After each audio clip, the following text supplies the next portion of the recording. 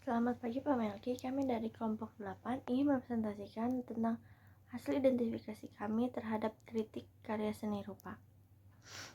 Lukisan pertama yang kita ambil adalah lukisan harmoni yang diciptakan oleh Ahmad Syafiq A pada tahun 2009 dengan media cat air. Selanjutnya ada deskripsi singkat tentang lukisan harmonis.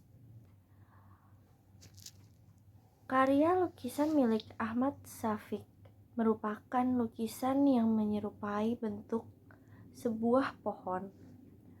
Bentuk dari pohon tersebut memiliki banyak ranting yang menjadi cabang dari bawah hingga ke atas.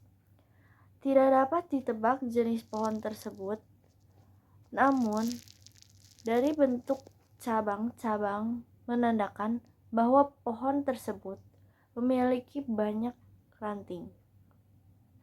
Bukan pohon rimbunan nan hijau, sebab dari bentuk daun-daunnya yang ekspresif terdapat secara abstrak pada ranting yang banyak. Namun, dapat dilihat dari bentuk pohon ini yang menjulang ke atas hingga tak terlihat ujung batangnya merupakan pohon yang besar. Bentuk ranting-ranting pohon yang meliuk-liuk makin terlihat jelas bahwa sedang diambil perspektifnya dari bawah. Pohon menyimbolkan sebuah kehidupan yang utuh dan pasti. Kepastian ini tergambar dari karakter pohon yang pada umumnya memiliki batang yang kuat. Sesuatu yang berhubungan dengan alam artinya hidup, dan pohon merupakan salah satu bagian dari alam. Sedangkan tiang listrik adalah penyangga dari listrik sendiri, seolah-olah menjadi simbol dari sesuatu yang lain dari sesuatu yang hidup. Listrik merupakan sesuatu yang tidak hidup dan dapat mematikan. Apalagi listrik dapat mematikan sebuah pohon pada kejadian tertentu. Lukisan tersebut seolah-olah tumbuh di sebuah perkotaan. Dapat dilihat dari perpaduan posisi dan gambaran sekeliling lukisan tersebut, bahwa hanya ada tiang listrik tanpa ada pohon lainnya. Lukisan yang dibuat tahun 2009 ini dibuat menggunakan media cat air di mana nuansa perpaduan tersebut menciptakan citra pandang yang indah. Campuran warna dan gradasi pada setiap goresan kuas yang dituangkan bukan merupakan warna asli yang diambil dari pohon, melainkan percampuran warna orange, kuning, dan biru, sehingga menciptakan hasil lukisan yang sesuai dengan karakter. Selanjutnya ada analisis lukisan harmonis. Lukisan harmonis ini tidak mengomposisikan subjek utama terlalu tengah, namun fokus pada subjek utama. Peletakan pohon besar digambarkan menjulang ke atas yang diambil dari posisi bawah. Si keindahan pohon yang dilihat dari bawah. Adanya tiang listrik yang tegak menjulang berdampingan dengan pohon menambah estetika lukisan. Garis-garis dari pembentukan ranting pohon seolah-olah menjadi ciri khas dalam karya ini, sebab menjadi perpaduan yang sempurna dengan garis-garis yang terbentuk dari kabel listrik di sebelahnya. Hal ini menjadikan perpaduan lukisan gambar yang menarik dan indah dipandang. Begitu pula perulangan daun-daun abstrak seolah menjadi taburan yang membuat karya ini lebih indah. Oke, untuk selanjutnya di sini ada interpretasi dari lukisan harmoni. Penyatuan dalam bentuk menjadi hal yang penting dalam lukisan ini. Meskipun Syafiq menggunakan ekspresi yang kuat, namun perspektif yang perlu diperhatikan juga pada pendekatan antara tiang dan pohon. Pemberian sedikit detail pada bagian tertentu akan menambah keindahan pada lukisan tersebut. Namun, lukisan ini sudah cukup dilihat dari segi ekspresi. Hanya perlu pengembangan teknik saja jika ingin dibuat karya selanjutnya yang seperti modelan ini. Dan akan lebih baik lagi jika lukisan ini dikemas dalam figura yang simple dan elegan. Untuk selanjutnya ada konsep makna. Walaupun warna yang digunakan bukan merupakan warna sidah di sebuah pohon, lukisan ini sengaja dibuat dengan campuran warna-warna seperti orange, kuning, dan biru. Dan yang membuat lukisan ini menjadi estetis dan menarik. Lukisan Safiq sendiri menampilkan pohonnya sudah bukan dengan alam, namun dengan keadaan perkotaan. Walaupun banyak bentuk yang diulang-ulang, seperti daun yang diulang-ulang, lukisan ini tetap terlihat menjadi lebih indah dengan menambah nilai estetiknya. Dan yang terakhir ada evaluasi. Dalam lukisan ini, meskipun hanya terdapat pohon dan tiang listrik, namun lukisan ini memiliki banyak makna. Seperti yang terlihat pada paduan garis kabel dan garis yang terbentuk dari ranting pohon. Penyatuan ujung pohon dan ujung tiang tersebut memiliki penyatuan suatu hubungan yang kukuh yang terdiri dari suatu yang kuat pada karakter batang pohon dan batang tiang listrik itu sendiri.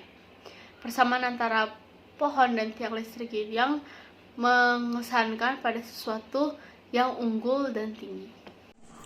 Selanjutnya untuk lukisan yang terakhir ini berjudul Ironi Dalam Sarang yang dilukis oleh seniman bernama Mulya Gunarso di tahun 2008 dengan ukuran 140 cm dikali 150 cm dengan media cat akrilik dan juga pensil di atas kanvas. Untuk deskripsi karyanya, karya lukis oleh Gunarso yang berjudul Ironi Dalam Sarang ini masih divisualisasikan dengan metaforanya yang khas, yaitu bulu-bulu, meski tidak sebagai figur sentralnya. Material subjeknya merupakan gambar tentang semut-semut yang mengerumuni sarang burung, dan di atasnya dilapisi lembaran koran. Di dalamnya terdapat berbagai macam makanan seperti beras putih yang diberi alas daun pisang. Di atasnya terdapat seekor semut, bungkusan kertas, potongan dari sayur kol, satu butir telur, dan juga makanan yang dibungkus plastik bening. Di sampingnya juga terdapat nasi golong, seperti ingin menggambarkan makanan untuk kenduri. Selain itu di dalam sarang juga terdapat kerupuk dan jajanan tradisional yang juga dibungkus plastik bening. Dan entah mengapa di antara sejumlah makanan yang berbau tradisional juga terdapat sebuah apel merah, minuman soda bermerek Coca-Cola yang tentunya bukan menggambarkan produk dalam negeri. Tumpahan Coca-Cola menjadi pusat kerumunan semut yang datang dari segala penjuru. Media lukisan Gunarso adalah cat akrilik yang dikerjakan di atas kanvas berukuran 140 cm dikali 180 cm dengan kombinasi pensil pada backgroundnya membentuk garis vertikal. Teknik yang digunakan dominan ialah dry brush, yaitu teknik sapuan kuas kering. Bentuk atau form dari karya Gunarso ialah realistik dengan gaya surrealisme. Proses penciptaannya terlihat penuh persiapan dan cukup matang, tercermin dari hasil karyanya yang rapi, rumit, dan juga tertata. Lalu selanjutnya dari analisis karyanya, representasi visual ditampilkan dengan bentuk realis yang terencana, tertata, dan rapi, sesuai dengan konsep realis yang menyerupai bentuk asli suatu objek. Permainan garis pada background dengan kesan tegak, kuat berbanding terbalik dengan bulu-bulu yang entah disadarinya atau tidak. Penggunaan gelap terang warna juga telah bisa memvisualisasikan gambar sesuai nyata, tetapi Gunarso tidak memainkan tekstur di sana. Kontras warna background dengan tumpahan Coca-Cola yang justru jadi pusat permasalahan, justru tak begitu terlihat jelas, agak mengabur. Begitu juga dengan kerumunan semut-semut sedikit terlihat mengganggu, tetapi secara keseluruhan komposisi karya Gunarso terlihat mampu sejenak menghibur mata maupun pikiran kita untuk berpikir tentang permasalahan negeri ini. Oke, selanjutnya di interpretasi. Setiap di karya seni itu kan pasti mengandung makna kan, membawa pesan yang ingin disampaikan dan kita membutuhkan interpretasi. Nah, atau penafsiran untuk memaknai yang didahului dengan mendeskripsikan. Dalam mendeskripsikan suatu karya seni, pendapat orang membaca karya seni boleh saja sama, tetapi dalam menafsir akan berbeda karena diakibatkan oleh perbedaan sudut pandang atau paradigma. Gunarso atau pelukis dari lukisan ini tak pernah lepas dari hubungannya terhadap kegelisahan sosial yang selalu menjadi isu sosial bangsa ini. Dengan bulu-bulunya yang divisualisasikan dalam lukisan sebagai simbol subjektif, yaitu menyimbolkan sebuah kelembutan, kehalusan, ketenangan, kedamaian, atau bahkan kelembutan, Kehalusan tersebut bisa melenakan dan menghanyutkan. Sebagai contoh kehidupan yang kita rasakan di alam ini. Inspirasi bulu-bulu tersebut didapatnya ketika dia sering melihat banyak bulu-bulu ayam berserakan. Dan sarang dapat dimaknai sebuah objek, suatu masalah yang di dalam objek tersebut merupakan lingkungan objek masalahnya, yaitu lingkungan produk yang berada di suatu negeri, baik yang berasal dalam negeri maupun luar negeri. Kemudian yang keempat, di konsep makna. Dari karya tersebut mengandung makna rakyat sekarang ini lebih condong kepada menggunakan produk luar negeri ketimbang produk yang di dalam negeri sendiri. Hal ini dapat dilihat dari semut yang menggeromboli tumpahan minuman Coca-Cola yang padahal ada makanan yang berasal dari dalam negeri di dalam sarang tersebut.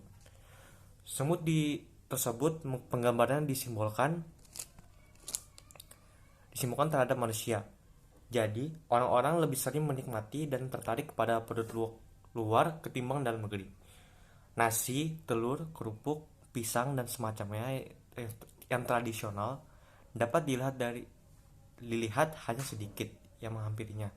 Bahwasannya dapat diartikan bahwa rakyat ini sangat jarang tertarik terhadap produk di dalam negeri.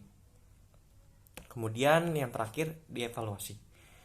Menurut kami, Mulyo Gunanso sebagai pelukis lukisan tersebut mampu membuat sebuah karya yang dapat mempunyai karakter tersendiri dan mengibaratkan suatu masalah sosial yang disimbolkan kepada suatu bentuk yang lain, menjadikan para audiens dapat memahami langsung terhadap karya tersebut. Karya Mulyo Gunanso sendiri lebih kepada suatu upaya ungkapan tentang masalah sosial yang ada saat ini terjadi pada bangsa ini.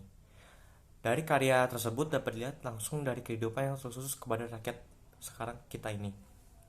Dan dari karya tersebut menurut kami sudah bagus dan komposisinya yang tepat.